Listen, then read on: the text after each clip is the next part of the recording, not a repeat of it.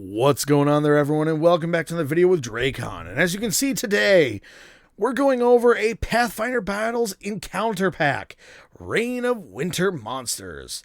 As you can see, this is a 2-creature set, and I love these kind of things from Pathfinder. I believe this was 2014. I think that was back before I really started collecting miniatures. That was many years ago. Actually, yeah, almost a whole decade ago. But yeah, so this is probably an out-of-print item. When I caught this on Amazon, it was a really rare catch. Amazon alerted me saying, hey, this is the last one in stock. You know, it was also telling me, like, it hasn't been on in a while. You thought, you know, it matches stuff you've searched. And I'll give you credit, Amazon, you were correct. This one caught my attention, and I honestly, knowing it was the last one, and that since I've seen these things before go for good money, I'm like, this is a good deal. Now, granted, so on Amazon, I actually got this for a good deal. I think, if I remember correctly, around $39.99. That's not bad for what looks to be a premium set. Or, you know, encounter box. I would say this probably was the premium of Reign of Winters. I didn't get that set if it was a set or whatever it was. It might have been similar to that, my recent into the, like, golems and all that stuff and the demon pack. I don't know. But, man. This is a nice box. I mean, just the box itself looks good. Like, here's the artwork for... There's the artwork for that centaur guy. Man, it does not... There we go. It's really dark, so actually, don't worry about it. I've hit it with light. It's not that much brighter. There we go, just so you can see it. It's a little bit brighter, but, you know, pretty nice artwork there. Here we got some details of the monster in the back. So I guess, like, technically it probably does, but, you know... There's the frost worm. I love those skeletal teeth in the artwork. It looks really nice. And then we got, like, actually, I love how the art light is hitting through that box. I love the top letting in the light in like that because it's shining them up. Almost like they're in a frost cave. So it's really cool. I'm actually kind of sad I got to open it, but we got to open this bad boy up. So let me get opening and we're going to take a look inside. So, going numerically correct, here's number 1 of 2, the Frost Worm. Oh, man. I gotta say, for a simple, huge creature, that's a pretty cool creature. Honestly, they should have put this on a gargantuan base, had more of the worm coming out a little bit, and just given more glacier effect, because it's a pretty cool-looking mini here. And honestly, that's, other than the head being a little on the small side, it's about as much as a purple worm. Like, I really see no reason why this couldn't be on a gargantuan base. They could have got more spell effect, or more of the ice breaking and ice flow, a little bit more of the worms coming out and wrapping around. We could have had more, like, dynamic mouth movement. Because you can see we just got a simple mouth open, but not, like, open, wide, roaring. Now, you can see it's got that very unique maw there, and I gotta like the teeth on there. They just look so gnarly with that big red eye that just looks at you. The ice armored back, like, and the little legs on the front, because we don't have that with other worms. There are many other worms in the game that we get that don't come with that. And I will be comparing those in a second, but, I mean, look at the detail on this miniature. This was actually an older one of Pathfinder, but look at the details going. This is why some of the premiums for Pathfinder back in the day, I know I'm saying that, it's only been that long, but still, that's good. I don't know if, like, you know, they make newer versions of them. I don't know if it's a remake version, but man, that's just a cool looking worm. And I'm glad I've gotten it, because I've seen these guys before on eBay and stuff, and they go for good money. And I've been tempted to jump on it and get one, but now I'm glad I got this one from Amazon. It was definitely worth it. But let's compare him to some other worms, though, shall we? Here he is next to one of the Reaper Bones worms they have that they make. The more simple, toothy, leech-like worms where it's got more like the lamprey mouth on it. Very simple worm, no eyes, very slimy body. I mean, I'm glad I got him that sheeny and shiny looking when I made him. And this would be an old miniature. I haven't redone this guy or anything, so he's still been the way he was since the first time I painted him. That slightly pinkish maw with the gnarly teeth there, which I'll actually turn for you so you can see. I mean, yeah, very simple. I actually did a pretty good job on this guy back in the day with that little bit of a two-tone line going down there, as far as back and lower half being brown. I don't know why I did that with a brown, but it looks good. I mean, he still is way thicker than this guy, but let's compare him to a D&D mini, though, shall we, from Wizards themselves. So here it is, next to the Purple Worm from the Collector's Series set of D&D. These are their, I believe they're resin miniatures. I think they're resin made. This one was actually the only one of the two I've ever gotten from that set, the collector's series they call them, or the resin, or the, like, I don't know if it's a master set, whatever it is. If you guys remember what that set's called, go ahead and throw it down below. But you can see comparatively, look at what we're seeing here, difference. That's the purple worm bursting out of the ground. He's not even as big, and he is on yet again a huge base. I've actually had some people say, why don't you base him on a larger base and build around it? And I'm like, yeah, I could, but he's still just a gargantuan creature. And honestly, other than its length, it's not super gargantuan as you think. Yeah, that's a big maw, and it can swallow large creatures that may be the size of an ogre and below, but... And I say maybe because I'm looking at it and I think, man, an ogre would just get stuck in there at some point. I think a creature medium below, definitely, yeah, that swallow feature works. But this purple worm, or the ice worm on the left there, looks like you can pull off at least the same swallow size. Medium creatures and below, easily. Now, granted, yes, the purple worm probably can swallow slightly bigger because it has teeth. And as you can see, with this model, I believe I painted it very well. I actually used the D&D book when I made it, as well as some pictures online. That's the inside of the maw, if I can get it to shine. There we go. Made it a little dirtier in there. This, I'm actually also glad it kind of kept its sheen when I got done painting it. And enough tooting my own horn of my painting skills. Sorry, enough of that. But size-wise, it's actually thicker. Like, if we look at the body size here, it's thicker than the purple worm. And yet, this creature, I hope in the book it's at least said to be a gargantuan. Because looking at him and seeing how much of him is sticking out of the ground versus how much is sticking out of the collector's series, or, like special series, it's said to me that this worm is so much unique. Like, it's way more unique than this guy. Granted, I like the purple worm. It's a cool, big level monster. Nasty, evil beast. But this one, because of that eyeball, because of that lone eye, it looks more menacing, more calculating. Like, it probably is more intelligent than the purple worm because it actually still uses sight. And I actually hope they still do. And I love those little spiracles on the side for breathing. More unique parts. It's with purple worms, they're believed to eat everything they run through. So I'm like, well, where do they breathe out of? If their mouth's constantly being filled full of food, they got to keep crunching and munching as they go. Like, are they breathing out of the sides of those armor plates? Like, more lore is needed. But for the frostworm here, because it has spiracles, and I know my biology, it seems pretty self-explanatory. It breathes out of those side holes as it's rummaging through using its head to either crush and consume rocks, or in this case, ice, which it probably converts into water that flows out behind it. And I bet, just like a purple worm, it's probably not purple either when it hits the water with these colors. It probably hits water and turns into an actual, like, different color. Because people don't realize that purple worms actually are not purple. That's their slime mucus coating, apparently, in the old days. So I'm like, dang, that's pretty cool. Lore stuff. But anyway, getting off topic. Really cool miniature. I would definitely recommend getting one of these worms, even if it's not a part of the set.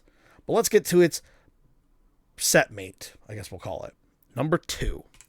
Here he is, number 2 of the set, Svathurim.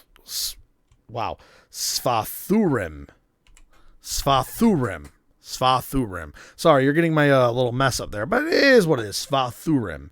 Now, this creature actually has more lore going for it in a Nordic fashion, and I like it. Not only does it have a Nordic look, it even has an homage to Sleipnir, the 8-legged horse of Odin, which most frost giants do have sort of a Nordic appearance to them. And don't worry, we will be comparing it to some frost giant minis and giant minis in general, so don't worry, that's coming. Now, apparently with the lore, he's like some type of child of the gods, sort of like a blessed version of a frost giant. And honestly, I can see that.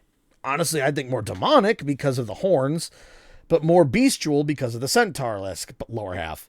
And yes, his feet, he was apparently on his base by pegs, so I'm going to have to probably fix that.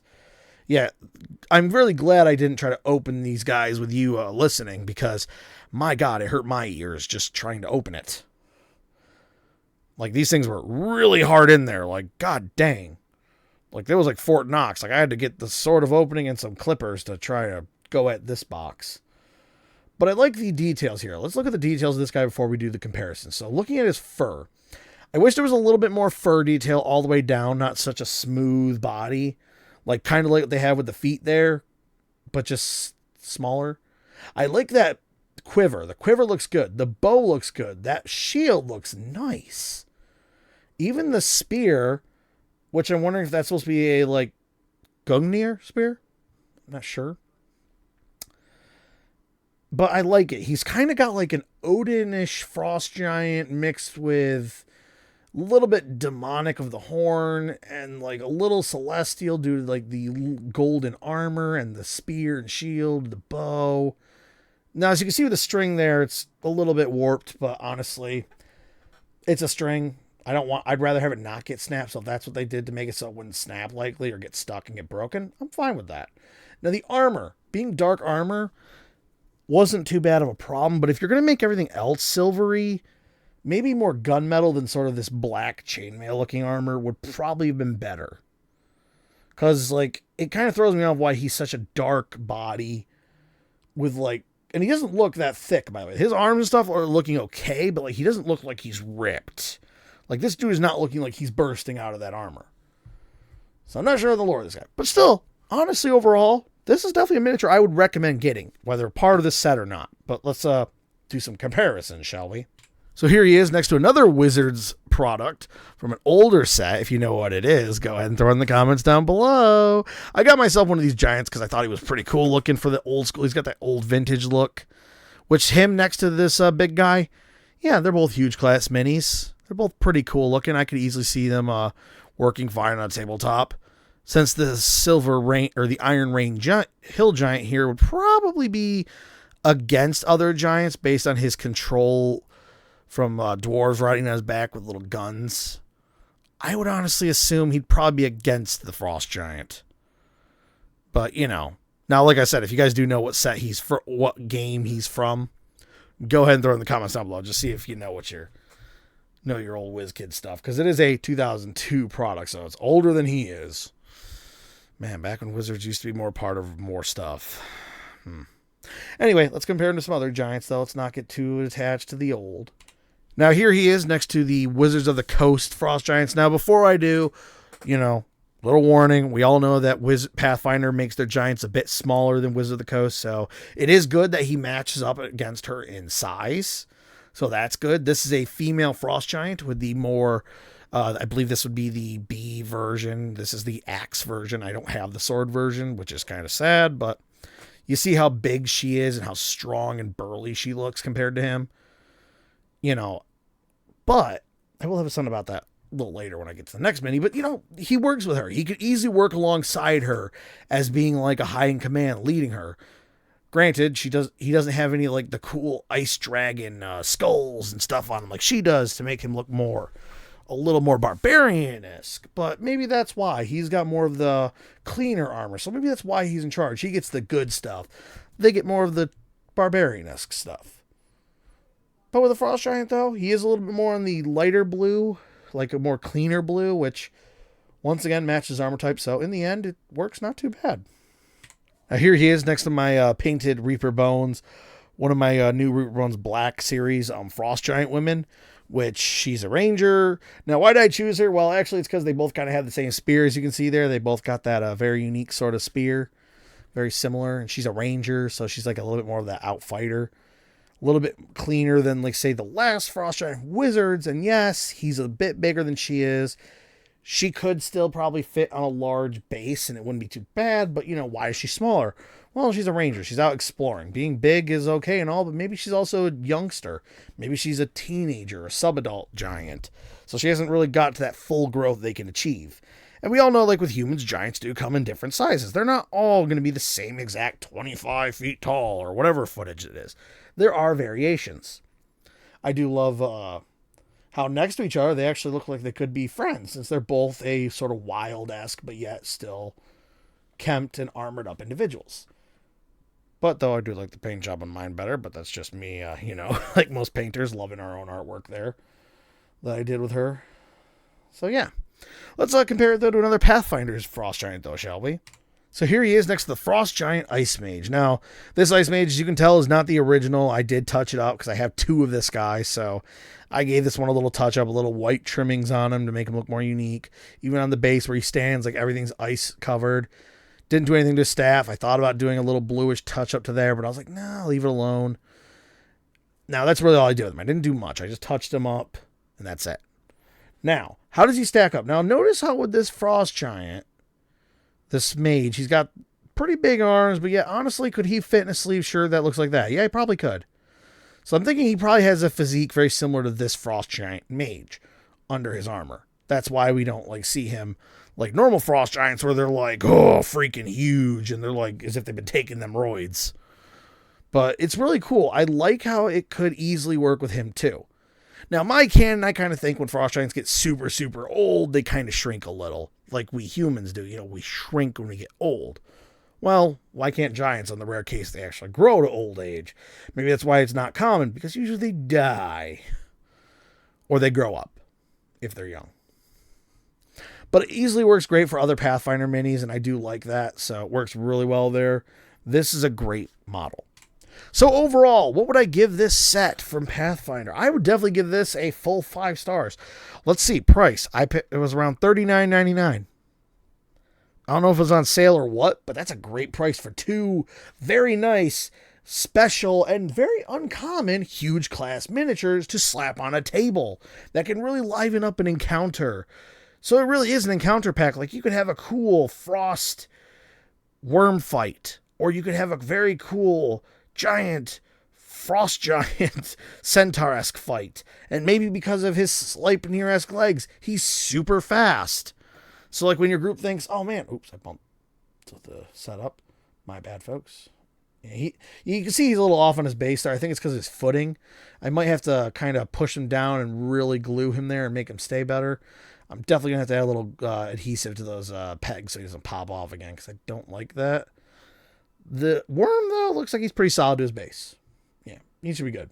But yeah, really great set. I would definitely recommend that. Like I said, this is at least a 4.5 out of 5 stars at the least end. Definitely, I'd say 5-star item. Great item. Great paint jobs. Great look. And it may be older than some of my other reviews, but dang, man. It has definitely this is where Pathfinder should have been for those years. Because I've gotten minis that are older. You've seen them. They're not always that great. But these two, oh, they were good. Anyway, guys, if you got this far in the video, I thank you very much for sticking around for the whole thing. If you have not done so already, subscribe to the channel. It's free, doesn't cost a thing, and it helps the channel grow. Make sure you smash that like button if you enjoyed. And if you have any comments, ideas, or you just got a little thing or questions, I'm willing to listen. Throw them in the comments, guys. I'll answer you back if it warrants an answer. Maybe you just want to say hi. That's all you got to do. And make sure you share with your friends, guys. Help the channel grow even more so we can get to more people and we get more enjoyment and more stuff. Anyway, guys, that's all I got for you. Dracon signing off. Bye-bye.